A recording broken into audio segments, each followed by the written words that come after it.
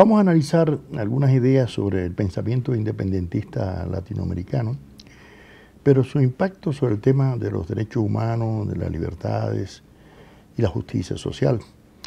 Porque en ocasiones a veces se cree que el proceso independentista se limitó a la independencia política, ¿no?, de las metrópolis peninsulares, en el caso de Hispanoamérica, pero no se ve la trascendencia que tuvieron estas revoluciones en última instancia como parte de los procesos de la modernidad y de intento de completamiento, ¿no?, de la modernidad, pero sobre todo como elementos que coadyuvaron, ¿no?, al enriquecimiento de las políticas sobre justicia social y libertad, porque la mayoría de los próceres de la independencia propugnaban no solo la independencia política, sino la justicia social, sobre todo con los sectores marginados, con los indígenas, con los negros esclavos y también con la población criolla, ¿no?, y los derechos humanos, ¿no?, inherentes a estos grupos, ¿no?, a estas comunidades.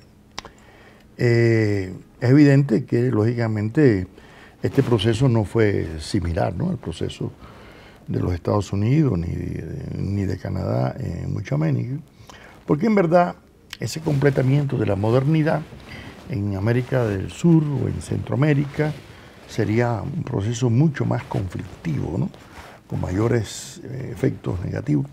Pero hay que pensar que mientras que Europa, en principios del siglo XIX, restauraba políticas absolutistas, santas alianzas, monarquías absolutas, en América Latina se luchaba por instaurar repúblicas, o sea, vida democrática, lo cual, sin lugar a dudas, es un acontecimiento de una extraordinaria magnitud, ¿no?, para la época.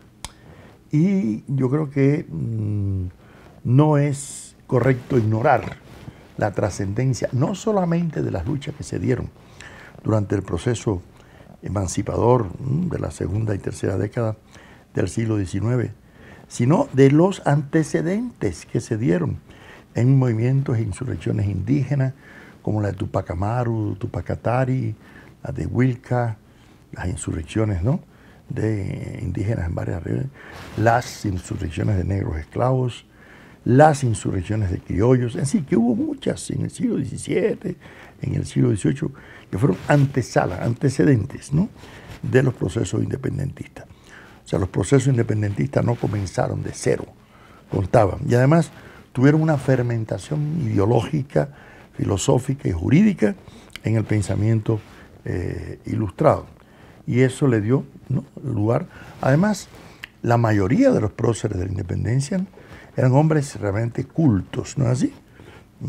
Miranda, Bolívar, Sucre, San Martín, O'Higgins, Morelos, Hidalgo, José Martí, ¿no?, todos ellos tenían realmente una formación intelectual y por lo tanto sabían muy bien que estaban emprendiendo un proceso de una mayor trascendencia, ¿no?, que una simple lucha política, ¿no?, por la independencia. Y por eso el tema de los derechos sociales se convirtió en un tema esencial. Recordemos que Bolívar le mandaba una carta a Santander diciendo desde Perú: hay que darle la libertad a los esclavos. ¿Cómo vamos a luchar por la independencia con esclavos, ¿no?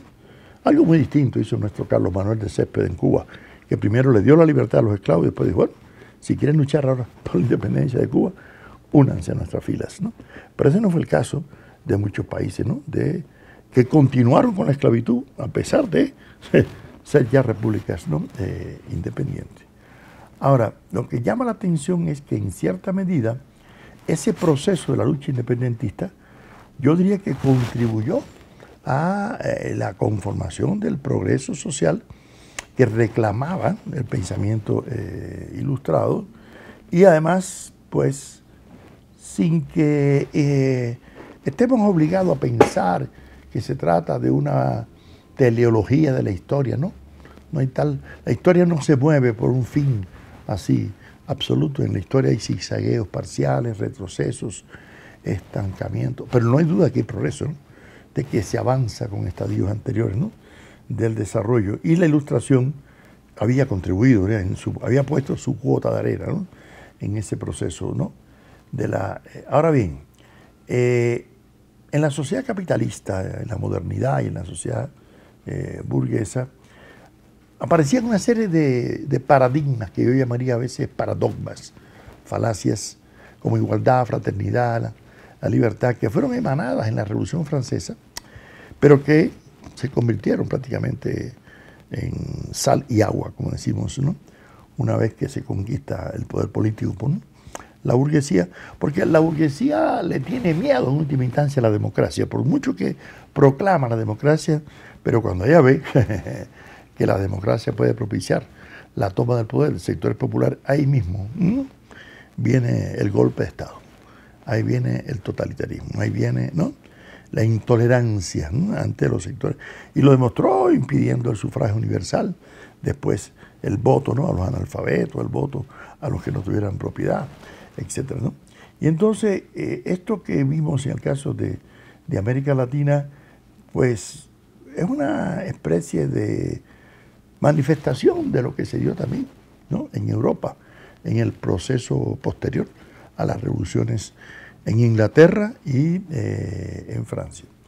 Ahora, lo importante es que este proceso que se da acá en América Latina no puede desarticularse del proceso de la historia universal, llamada así, ¿no?, por la emancipación de los sectores sociales más desfavorecidos.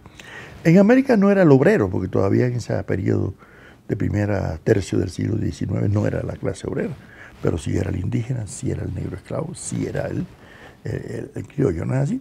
Por lo tanto, los próceres de la independencia latinoamericana, que se habían forjado, ¿no?, lógicamente, en el espíritu ilustrado y de la modernidad pujante, la mayoría de ellos habían vivido en Francia, en Italia, en España, en Estados Unidos. O sea, tenían una perspectiva un poco más amplia.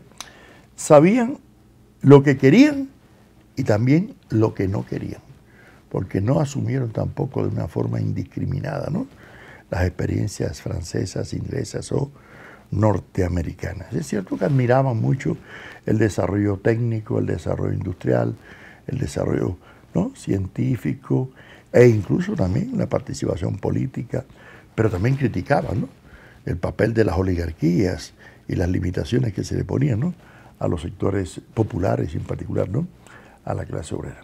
La otra cuestión importantísima es que la lucha por la independencia en América Latina estaba imbricada también a la lucha por la integración de los pueblos latinoamericanos. ¿Por qué?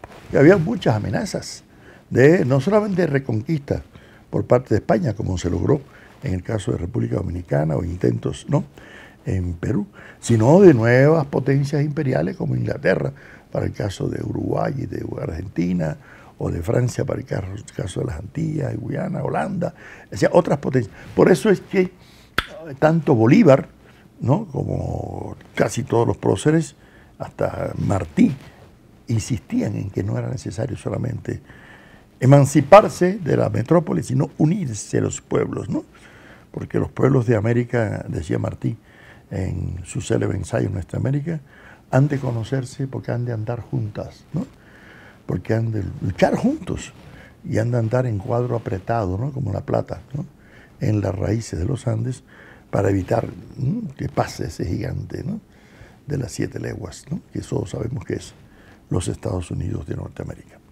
Y eso lo aprendió de Bolívar, cuando Bolívar había planteado: los Estados Unidos de América están destinados por la providencia a plagar de miseria a los pueblos de América del Sur en nombre de la libertad. De manera que la lucha por la independencia era también una lucha contra el naciente imperio, ¿no?, norteamericano, y contra el ocaso, ¿no?, de los imperios coloniales. Ahora bien, nadie duda que la lucha política, militar, que se llevó a cabo con la independencia fue lo determinante.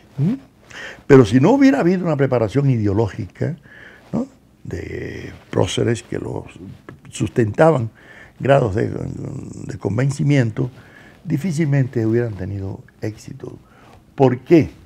porque como Bolívar expresaba en su famosa Carta de Jamaica de 1815, él decía, en todas las grandes guerras civiles hay dos partidos, los conservadores y los reformadores. Los primeros abundan más, porque es más fácil atenerse a las voluntades y potestades establecidas. Los segundos, que hoy serían los revolucionarios, los independentistas, les llamamos reformadores, ¿no? Somos minorías, pero más vehementes e ilustradas, claro. El conservador nada más que tiene que mantener la propiedad, la familia, la religión, el mismo orden económico ancestral, ¿no es así? El reformador no. El reformador tiene el liberal, el socialista, él no tiene que generar una idea antes de ponerla en práctica. Por lo tanto, dice Bolívar, por suerte entre nosotros, la masa física, es decir, los conservadores, ha seguido a la inteligencia, o sea, a los independentistas, no a los reformadores. Yo diré a usted lo que puede expulsar a los españoles de estas tierras. Será la unión, mas esa unión no nos vendrá por prodigios divinos, sino por esfuerzos unidos y bien dirigidos. Y esto no quiere decir que Bolívar fuera ateo. Bolívar no era ateo. Bolívar era masón incluso, igual que José Martí, que tampoco era ateo. Pero eran deístas, que es distinto a ser teísta. Porque deísta es aquel que considera que Dios creó el mundo, pero después son los hombres los que hacen la historia. Mientras que el teísta piensa que Dios está conduciendo constantemente toda la historia, ¿no? Y por eso Bolívar, incluso cuando un terremoto le destruye su ejército en Caracas en 1814, dice, bueno, si la naturaleza se opone a nuestros designios, lucharemos contra ella y la doblegaremos, ¿no es así? Pero ¿qué quiere esto decir? Que hay una confianza seria en la capacidad humana, en el ser humano, en lo que podía ser, ¿no? El ser humano. ¿Y eso de dónde lo aprendió? De sus maestros, de Simón Rodríguez, de Andrés Bello, de aquellos que tenían un optimismo no solamente epistémico, sino axiológico, político, social, ¿no es así, no? Y por eso, si habían ellos viajado por Europa, habían visto las conquistas de la Revolución Francesa, del capitalismo, etc. Bueno, era lógico que admiraran a Inglaterra, era lógico que admiraran a Francia y a Estados Unidos también. Pero, a la larga, tomaban distancia crítica de aquellas experiencias foráneas. ¿Por qué? Porque sabían, por ejemplo, que el sistema federal que se había implantado en Estados Unidos no era viable para el caso de América Latina. Y por eso Bolívar era eminentemente centralista, ¿no? Y no federalista. Bien. Además, porque sabían que el nivel cultural y de educación de los pueblos de América Latina no era igual que el de los pueblos de Europa o el de Norteamérica. Por lo tanto, las prácticas democráticas no podrían desarrollarse, ¿no? de la misma forma, ¿no? Entonces, ¿esto qué quiere decir? Ellos sí querían que se desarrollara un capitalismo. ¿Pero qué tipo de capitalismo? Ese capitalismo que se da en los primeros décadas del siglo XIX y que se mantiene hasta casi el último tercio del siglo XIX, de ese capitalismo premonopolista en que se creían los liberales, valía aquella ilusión del laissez-faire, del libre mercado, ¿no? Pero no habían surgido los monopolios, no habían surgido los cárteles, los trusts. Pero cuando aparecen estos, aplastan a la propia burguesía nacional latinoamericana. Y esa es la razón por la cual José Martí, que vive en una época diferente a finales del siglo XIX, o Enrique José Barona, o Eugenio María de Hostos, que lucha por la independencia también, ¿no?, de Puerto Rico, se percatan de lo que significan los monopolios y el daño que le van a hacer a las posibilidades de una república, ¿no?, independiente, ¿no?, en los países, ¿no?, de América Latina. Y por eso no es igual la lucha de los próceres independentistas por la justicia social a principios del tercio del XIX que en el último tercio, ¿no?, del siglo XIX. Ahora, independientemente de eso, hay toda una serie de pensadores, ¿no?, que preparan ese camino independentista, ¿no? En el caso de América es extraordinaria la cantidad de personalidades, ¿no?, y que jugaron un papel interesante en la conformación de un pensamiento contrahegemónico, contestatario, desalienador, estimulador de la ciencia, estimulador de la técnica, ¿no? Es el caso de Antonio Nariño acá en la Nueva Granada, o de José Celestino Muti, que no importa que haya nacido en España, pero se integra, ¿no?, a la ilustración neogranadina, o figuras como los cubanos Félix Varela, José de la Luz y Caballero, que tienen su confianza y aspiran, ¿no?, a implantar las conquistas de la revolución industrial también para los países de América Latina, ¿no? Y es en medio de ese ambiente en que ellos están convencidos que hay que abolir la esclavitud, que hay convencidos que hay que dignificar a los indígenas, que hay que propiciar la educación laica y una educación, aun cuando algunos eran sacerdotes, fíjense bien, hay que propiciar una educación pública y que llegue a los sectores populares, como plantea, ¿no?, Simón Rodríguez, ¿no es así? Por lo tanto, si la Ilustración había preparado el camino del proceso de la independencia, si la escolástica comenzaba ya su declive en aquella época, ahora ya tendría un fuerte viraje, ¿no?, en el siglo XIX, pero empezarían a aparecer corrientes de carácter romántico, positivista, espiritualista, ¿no?, que avisoraban, ¿no?, nuevos rumbos del desarrollo de la sociedad burguesa. Sin embargo, nuestros próceres, desde un primer momento, estaban convencidos, ¿no?, de que la lucha no era solamente por la independencia. Por ejemplo, Francisco de Miranda decía, y esto estamos hablando a finales del siglo XVIII, ciudadanos, es preciso derribar esa monstruosa tiranía, es preciso que los verdaderos acreedores entren en sus derechos usurpados, es preciso que las riendas de la autoridad pública vuelvan a manos de los habitantes y nativos del país, a quienes una fuerza extranjera se las ha arrebatado. Y está hablando de los indígenas.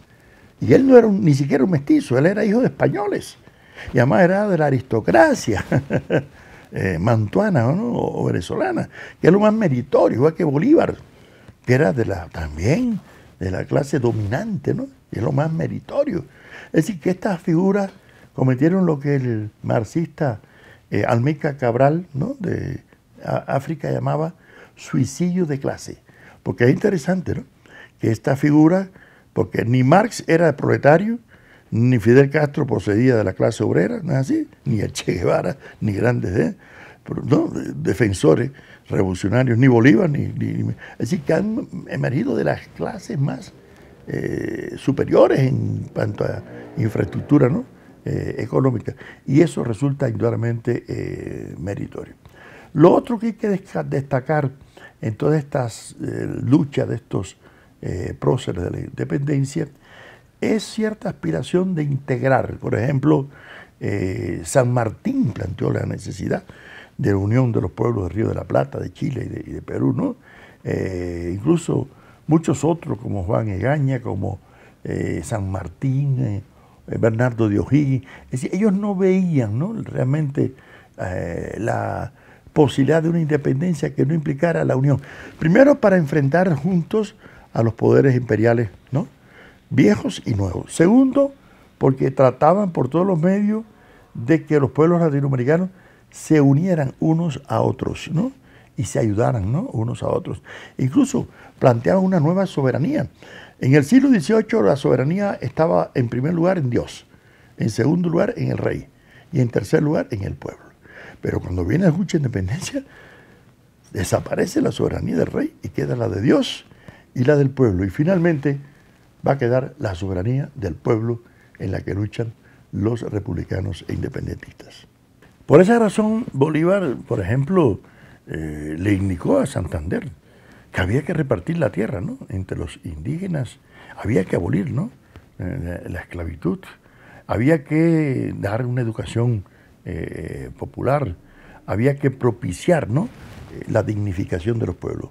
Ahora, no solamente había un enriquecimiento de la soberanía que va a quedar en el pueblo, sino que se va a tratar de dignificar, ¿no?, a ese pueblo por medio de derechos ciudadanos. Digamos, ya empieza a surgir en esa época la idea de una ciudadanía latinoamericana, ¿no? Es decir, que se eliminaran las fronteras jurídicas, que un joven pudiera estudiar en cualquier país de América Latina, que se eliminaran las visas, se eliminaran todo tipo de limitaciones que separaban, porque España había dividido, claro, para la máxima romana de divide y vencerás. Pero los próceres de la independencia planteaban la unión, la integración, la unificación.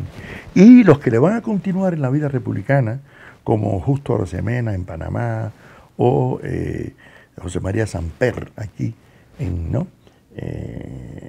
Colombia, aunque en aquel momento Arosemena también pertenecía a Colombia, hablaban de la ciudadanía latinoamericana, ¿no? Una idea que después Sandino va a reivindicar en el siglo XX, ¿no? Por allá por 1927, y que Ugarte, Martí y muchos otros van a plantear la necesidad de eliminar todas las trabas que frenen, ¿no?, la unidad y la integración de los pueblos latinoamericanos. Si algo caracterizó a todos estos próceres de la independencia fue su optimismo epistemológico y social. Ellos todos trataban de imbuir en el pueblo la convicción de que sí se podría lograr una sociedad más justa, ¿no?, más humanas, y además por esa razón, por ejemplo, Morelos en México en 1811 dijo que había que entregar las tierras a los pueblos para su cultivo sin que puedan arrendarse, pues su goce de ser de los naturales en los respectivos pueblos, ¿no? Entonces, ¿qué quiere esto decir?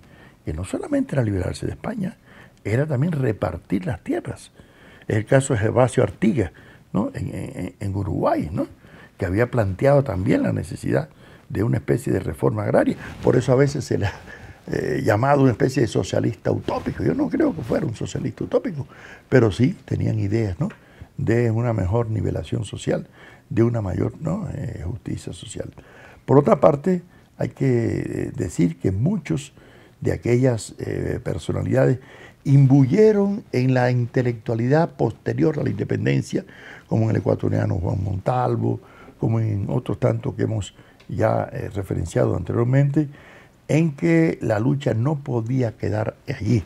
El caso de Juan Bautista Alberdi, ¿no?, o Francisco Bilbao, los que van a plantear la necesidad de crear una América unida o una Latinoamérica o América Latina para enfrentarla al panamericanismo norteamericano que con la doctrina Monroe ya había comenzado a hacer estragos. Primero engullendo la mitad de los territorios de México, luego amenazando a Nicaragua, Panamá, Cuba, con convertirlos en estrellas más, ¿no?, de la bandera norteamericana. Y esa labor es la que José Martí va a cerrar, ¿no?, como prócer ya no solamente de la independencia de Cuba y Puerto Rico, porque lo dijo claramente en su carta final a Manuel Mercado, no son dos islas las que vamos a liberar, es la dignidad de todos los pueblos de América. Porque Martí sabía que lanzándose Estados Unidos sobre Cuba y Puerto Rico, se estaba lanzando como el portaaviones para luego lanzarse sobre el resto de los países, ¿no?, de América del Sur. Y eso es lo que Martí va a reivindicar en su ensayo, ¿no?, Nuestra América, y en todo un epistolario que mantuvo, ¿no?, de luchar por el equilibrio de las Américas, el equilibrio del mundo, por dignificar la raza de los indígenas, porque América no se salvará si no se salva a los indígenas, si no se desestanca la sangre cuajada del indio, ¿no? Porque aquel juramento que hizo cuando era un adolescente a su padre, que era un militar español, al ver un negro esclavo ahorcado por su amo, ¿no?, y decir que iba a luchar no solamente por esa raza, sino por todas las razas, porque dígase hombre y se han dicho todas las razas. Eso lo mantuvo Martí para imbuir en un pensamiento humanista práctico, emancipador y sobre todo antiimperialista, anti-yanqui, y diferenciándolo de su gran admiración por el pueblo norteamericano. Martí vivió 15 años en Estados Unidos y decía que admiraba y amaba la patria de Lincoln y de Emerson, pero no se identificaba con Walker ni con Cushing, o sea, con los interventores aventureros que trataban de anexarse, ¿no?, a Nicaragua o a Panamá hacia los Estados Unidos. De manera que, en resumen, el pensamiento político, filosófico, jurídico de la independencia fue un proceso que no solamente implicó la separación de la metrópoli española, el caso de Brasil es distinto, porque no lleva una lucha armada, violenta. Es un proceso en que prácticamente trasladan al rey, como sabemos, para acá una vez que es invadido por Napoleón. Y por eso la evolución de Brasil es muy diferente y por eso esa acogida al positivismo que tiene es diferente, ¿no?, a la que tienen el resto de los países de América Latina. Pero hay que decir que todos los próceres de independencia de América Latina lucharon no solamente por esa segregación del colonialismo hispano-lusitano, sino también por grados de emancipación social, de justicia social, de libertad para los pueblos de América Latina y sobre todo de dignificación de los pueblos de nuestra América.